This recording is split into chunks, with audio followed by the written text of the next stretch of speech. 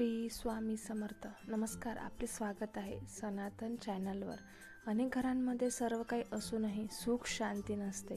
किरकोळ कारणामुळे भांडणे होतात आणि गृहक्लेश वाढतो. वास्तुशास्त्रानुसार घरातील नकारात्मक ऊर्जा याला कारणीभूत असू शकते. आज आपण घरातील वाद मिटवून सुख शांती आणणारे 10 कडक नियम पाहणार आहोत. चला तर मग थेट पहिल्या नियमापासून सुरुवात करू. 1. तिन्ही सांजेला कापूर जाळणे. तुम्हाला माहिती आहे का हे? नसेल तर नक्की ऐका. रोज संध्याकाळी तिन्ही सांजेला वेळी देवपूजेच्या शेवटी देवाऱ्याच्या किंवा हॉलमध्ये 2 वड्या कापूर नक्की जाळावा. कापुराच्या पवित्र सुगंधामुळे घरातील नकारात्मक लहरी, वाईट शक्ती एक क्षणात बाहेर जातात. त्यामुळे घरात शांततेचे वातावरण निर्माण होते. 2. बेडरूममधील आरशाची दिशा ही खूप महत्त्वाचं आहे. पती पत्नीमध्ये सतत वाद होत असल्यास बेडरूममधील वास्तुदोष तपासा.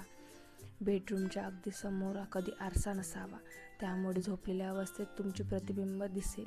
आरशामुळे पती पत्नीमध्ये गैरसमज आणि चिडचिडा वाढते. जर आरसा असेल तर रात्री त्यावर पडदा टाकावा. 3. घराच्या ईशान्य कोपऱ्यातील स्वच्छता. घरात ईशान्य कोपरा म्हणजे पूर्व आणि उत्तर दिशा हा देवाचा कोपरा मानला जातो. या कोपऱ्यात कधीही कचरापेटी, झाडू किंवा चपलांचा ढीग ठेवू नये.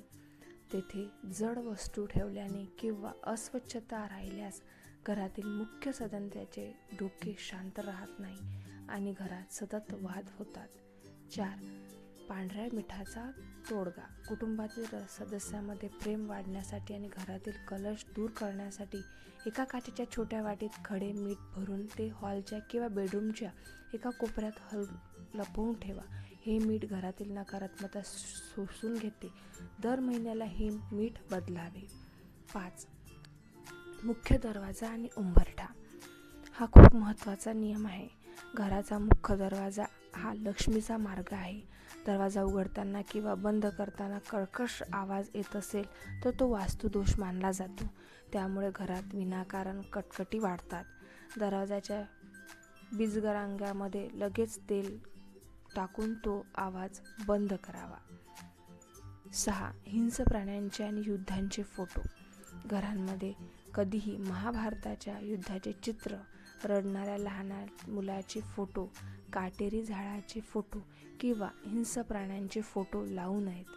अशा फोटोंमुळे घरातील सदस्यांच्या मनात नकळत राग आणि चिडचिडा वाढते आणि कुटुंबात अशांती पसरते. 7. स्वयंपाकघरातील ओटा स्वच्छ ठेवणे. रात्री जेवल्यानंतर स्वयंपाकाचा ओटा आणि गॅस शेगडी कधीही तशीच खरकटी सोडू नका. रात्री ओटा स्वच्छ न ठेवल्याने राहूकेतूचा दोष निर्माण होतो, ज्यात थेट परिणाम सासू-सुनेच्या नात्यावर होतो आणि घरात वाद वाढतात. 8. खूप महत्त्वाचा नियम. सुखी शांतीसाठी पाण्याचा कलश.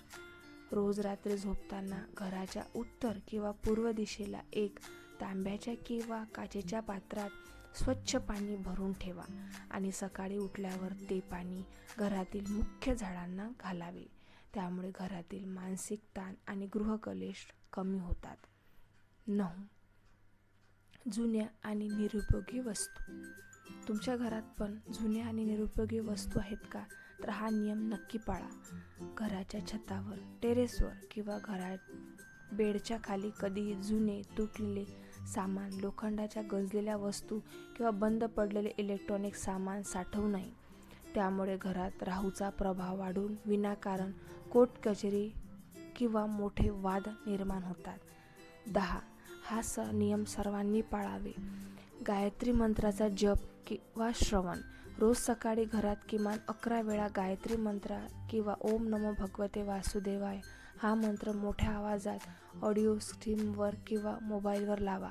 मंत्राच्या ध्वनिलहरींमुळे घरातील वास्तू शुद्ध होते आणि मनातील प्रचंड शांतता लाभते. भाविकांनो, या 10 नियमांपैकी कोणती चूक तुमच्या घरात होत होती? खाली मला कमेंट करून नक्की सांगा. माहिती आवडल्यास व्हिडिओला लाईक आणि शेअर करायला विसरू नका. अशाच आध्यात्मिक व आणि वास्तू ज्ञानासाठी सनातन ज्ञान चॅनलला आजच सबस्क्राईब करा. धन्यवाद. श्री स्वामी समर्थ. जय जय स्वामी समर्थ.